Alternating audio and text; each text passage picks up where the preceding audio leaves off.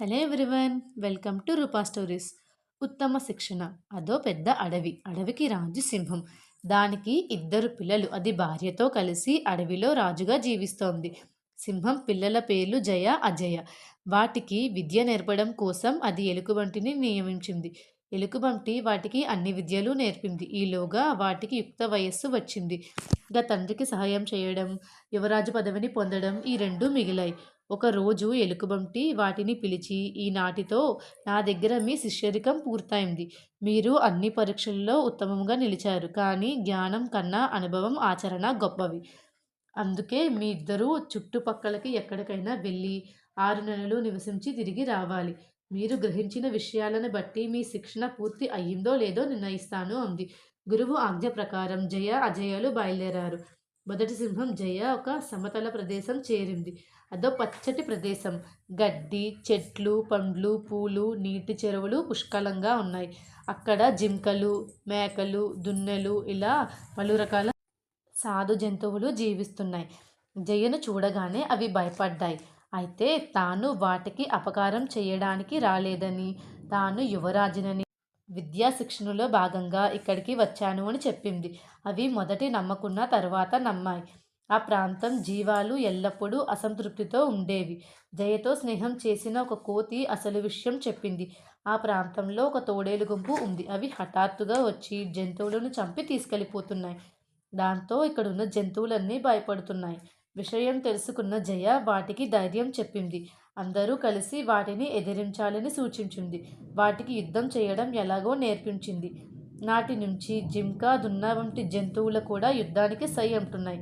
ఒకరోజు హఠాత్తుగా దాడి చేసిన తోడేళ్లు గుంపును అక్కడి సాధు జంతువులే ప్రతిదాడి చేసి తరిమి కొట్టాయి. తొలిసారి ప్రాణనష్టం జరగకుండా జంతువులు తమను తాము రక్షించుకున్నాయి. ఇక రెండో సింహం అజయ మరో ప్రాంతానికి వెళ్ళింది. అది క్రూర మృగాలు ఉండే ప్రాంతం. పులులు, తోడేళ్ళు, నక్కలు, హైనాలు, చిరుతలు, ఎలుకబంట్లు ఇలా అన్ని రకాల జంతువులు నివసిస్తున్న కొండ ప్రాంతం అది. అవి మొదట అజయను చూడగానే కొంత కంగారు పడ్డాయి. తమ ప్రాంతంలోకి ఒక యుక్త వయస్సులో ఉన్న సింహం వచ్చిందంటే వాటికి కంగారే కదా. తమ వేటకు ఎక్కడ అడ్డుపడుతుందో అని అవి ఆందోళన చెందాయి. అయితే తాను యువరాజునని, గురువు తనను విద్యాశిక్షణలో భాగంగా ఇక్కడికి పంపారని చెప్పింది. అజయ వెళ్ళిన ఆ ప్రాంతమంతా చెడు వాసనంతో నిండి ఉంది. కొన్ని వేటాడుతుంటే మరికొన్ని సోమరులుగా ఉంటున్నాయి. ఒకటి వేటాడితే మిగతావి కలబడి తింటున్నాయి. వేటికి క్రమశిక్షణ లేదు. హైనాలు, తోడేళ్ళు వంటి జంతువులైతే తమ జాతికి చెందిన వృద్ధ జంతువులను సైతం ఆకలి తట్టుకోలేక తినేస్తున్నాయి. పులులు వంటి జంతువులు ఒక జంతువును వేటాడి దానిని పూర్తిగా తినక వెంటనే మరో జంతువుని వేటాడడం కనిపించింది. వాటికి క్రమశిక్షణ లేదు, బుద్ధి కూడా లేదు. ఈ జంతువులకు వాటిని నేర్పాలని అజయ నిర్ణయించుకుంది. గాయపడడం, ముసలితనం సహజమని, అందువల్ల మీ దాకా వస్తే అప్పుడు ఇలాంటి నరకం అనుభవించాల్సిందే అని, కనుక స్వజాతి జంతువులను తినరాదని చెప్పింది.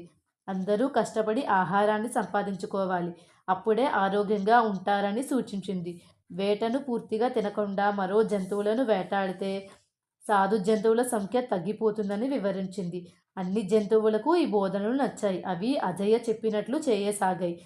నిర్ణయించిన కాలం ముగిసింది. జయ, అజయులు గురువుల వద్దకు వచ్చాయి. తమ అనుభవాలను చెప్పాయి. గురువు సంతోషించి, మీరిద్దరూ మంచి పనులే చేశారు. మీరు నేర్చుకున్న విద్యని అమలు చేశారు.